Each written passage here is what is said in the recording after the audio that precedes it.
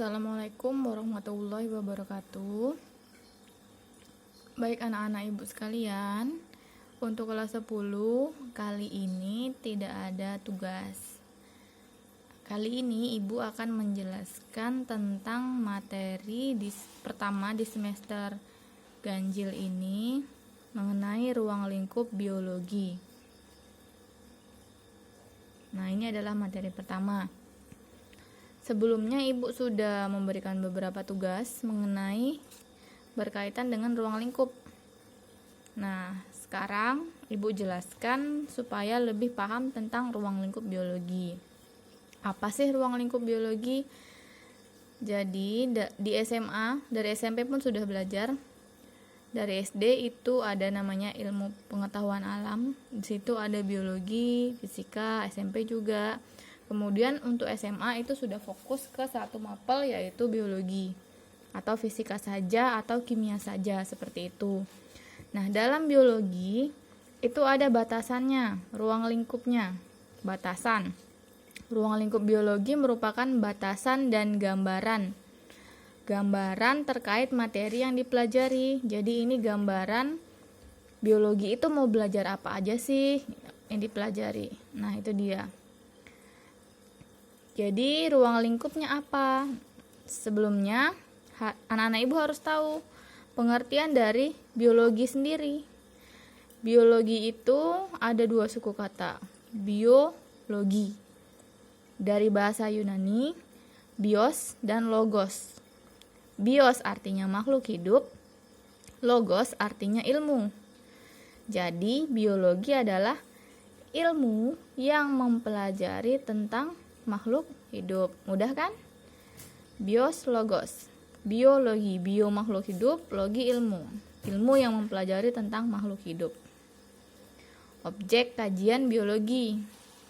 Nah, objek itu bendanya yang mau dikaji itu apa sih?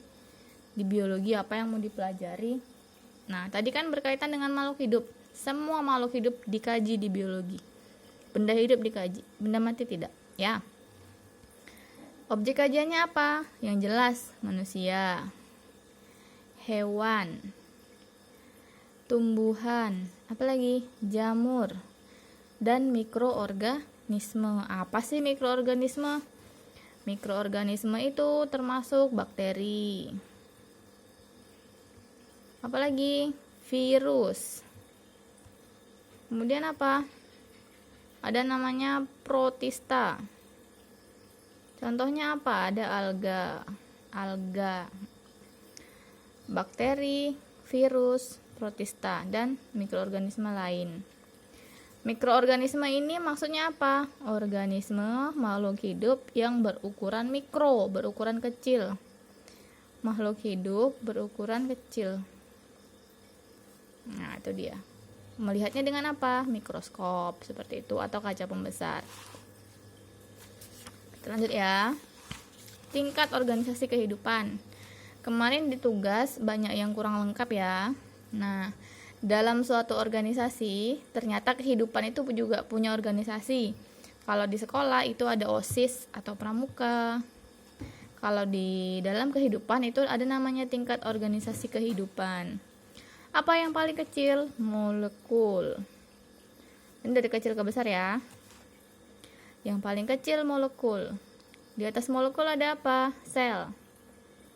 Sel ini apa? Satuan struktural fungsional terkecil. Unit terkecil makhluk hidup. Sel. Unit terkecil makhluk hidup. Itu adalah sel. Kumpulan dari sel membentuk apa? Jaringan. Nah, jaringan ini disebut dengan kumpulan sel yang memiliki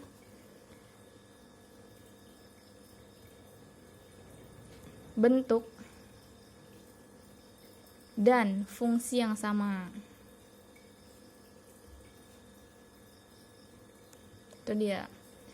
Kumpulan dari jaringan yang memiliki fungsi yang sama atau berkesinambungan membentuk organ.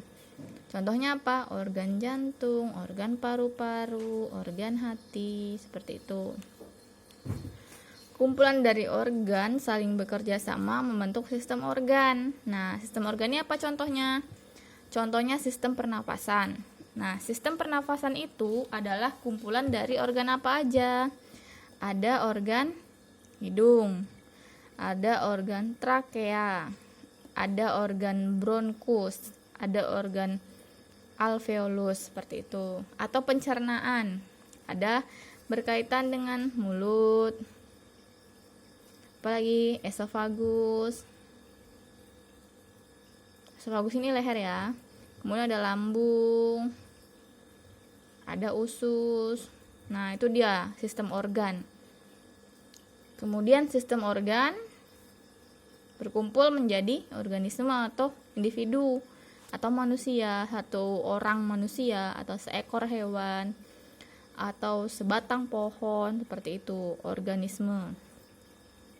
Nah, organisme berkumpul nih yang sejenis.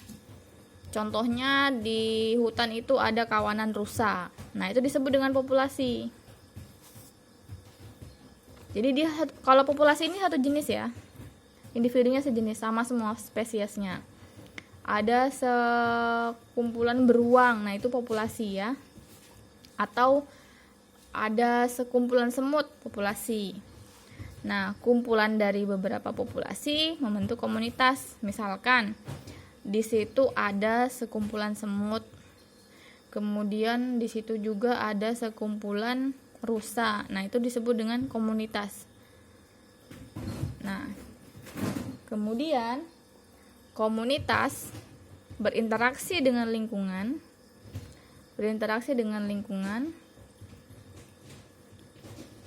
Membentuk ekosistem. Contohnya apa?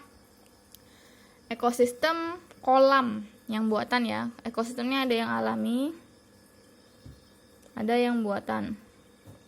Nah, kalau buatan contohnya kolam ikan. Nah, kolam ikan itu ada komunitasnya, di situ ada ikan nila, misalkan ada ikan lele. Kemudian dia berinteraksi dengan lingkungan. Lingkungannya apa? Ada air, ada tanah, ada bebatuan. Kemudian dalam kolam itu ada tumbuhan, ada alga. Nah, itu dia interaksi antara ekosistem, merupakan interaksi antara komponen makhluk hidup dengan benda mati. Atau alami, contohnya apa? Sungai. Contohnya apa? Hutan hujan. Kalau yang buatan apa? Contohnya kebun sawit misalkan. Nah, kebun sawit ini kan interaksi antara makhluk hidup dengan benda mati. Makhluk hidupnya apa? Sawit. Atau tumbuhan lain yang tumbuh di kebun sawit. Benda matinya apa? Tanah, air, sinar matahari, seperti itu. Itu adalah ekosistem. Kumpulan dari ekosistem dalam suatu lingkup yang lebih luas disebut bioma. Contohnya apa? Di Sumatera ini itu terdapat bioma hutan hujan tropis. Ini kumpulan ekosistem hutan satu pulau, itu adalah bioma. Atau kalau di Nusa Tenggara itu ada padang rumput. Nah, itu dia bioma padang rumput. Banyak macam-macam bioma. Nah, tugas anak-anak ibu silahkan mencari jenis-jenis bioma apa saja ya. Nanti pertemuan selanjutnya ibu tagih tugasnya, tapi nggak dikirim pada pertemuan hari ini ya. Jenis-jenis bioma tugasnya.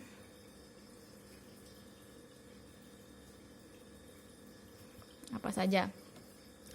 Kumpulan dari bioma di seluruh dunia membentuk biosfer. Ini makhluk hidup di bumi, seluruh makhluk hidup di bumi disebut dengan biosfer. Itu tadi tingkat organisasi kehidupan. Lanjut.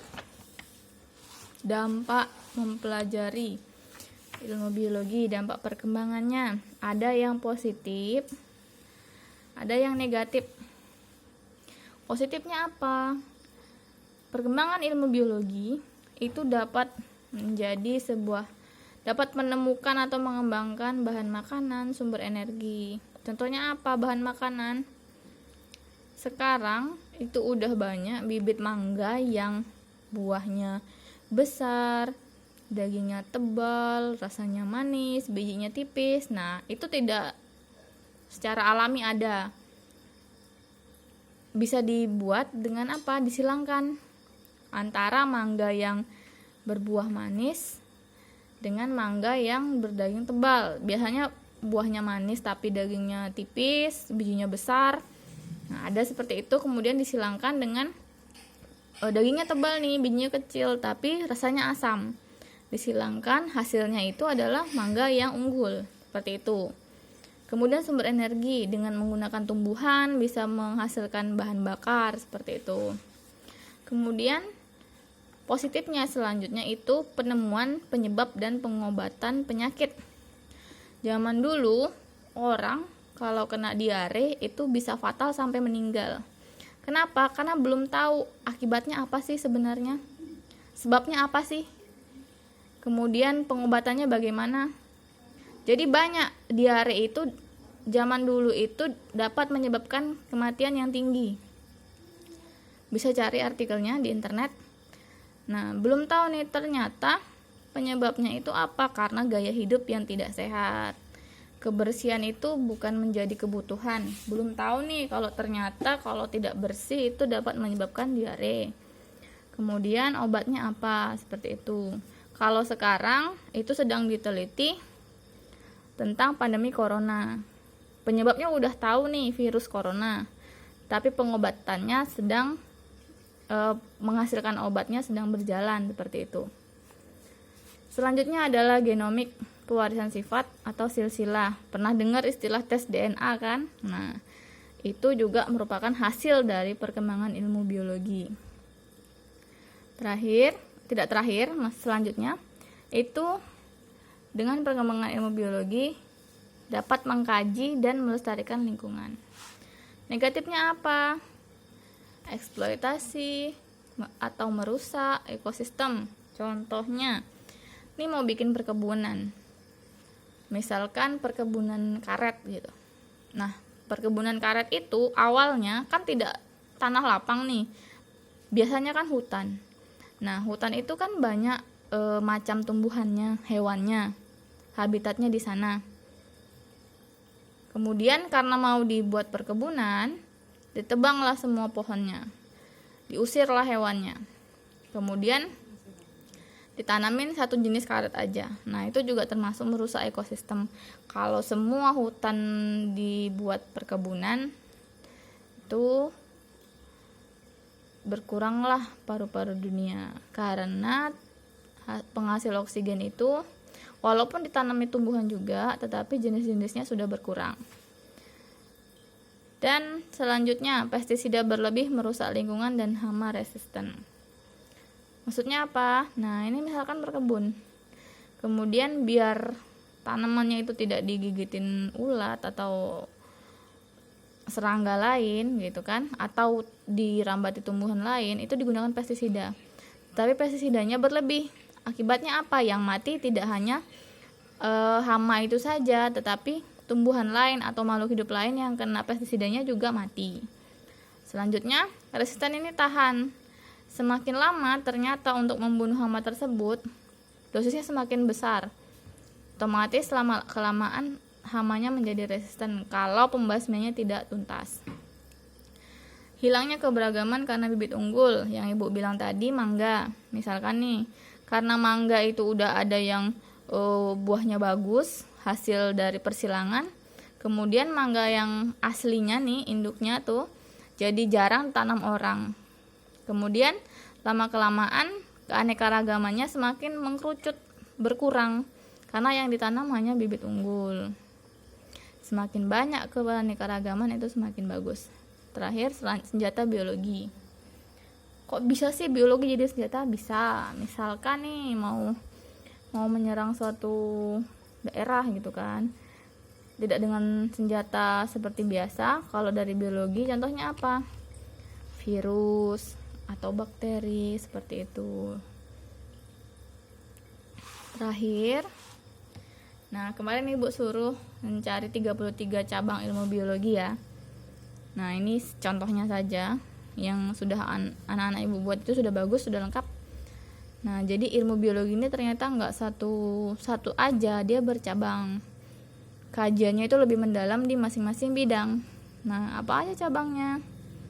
Contohnya nih, anatomi, kemudian histologi, zoologi, genetika, morfologi, botani, mikrobiologi, virologi, paleontologi, mikologi, ada mikrobiologi, mikologi beda ya, embriologi, sitologi, kemudian parasitologi, virologi, virologi 2 ya, patologi, fisiologi, dan masih banyak lain cabangnya.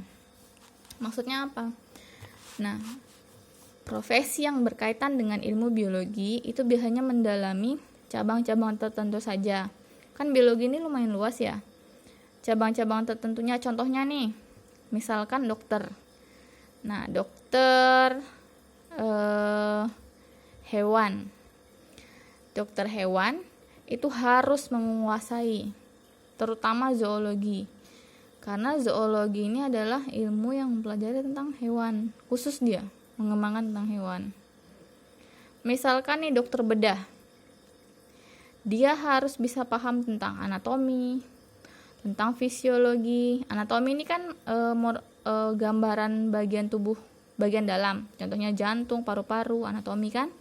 Fisiologi adalah fungsi organ-organ tersebut. Jadi harus paham nih yang kedua. Dan cabang yang lain. Kemudian kalau misalkan dia peneliti tentang penyakit, berarti dia harus menguasai patologi. Patologi ini tentang penyakit. Parasitologi juga parasit, ilmu yang mempelajari tentang parasit. Mikrobiologi, makhluk hidup berukuran kecil. Kemudian sitologi sel. Nah, gitu. Jadi mengetahui cabang ilmu, dapat mengetahui apa saja ilmu yang dipelajari dalam profesi tertentu. Dan masih banyak cabang ilmu yang lain. Kalau dari katanya ini dapat ditebak ya, bukan dapat diketahui. Kalau virologi dari kata virologi kan tadi ilmu kan, ilmu yang mempelajari tentang virus. Kalau embriologi ada beberapa yang bisa dibaca. Embrio, ilmu yang mempelajari tentang embrio. Seperti itu. Parasitologi, ilmu yang mempelajari tentang parasit. Seperti itu. Mungkin ini saja dulu penjelasan dari Ibu. Selanjutnya kita akan masuk materi metode ilmiah.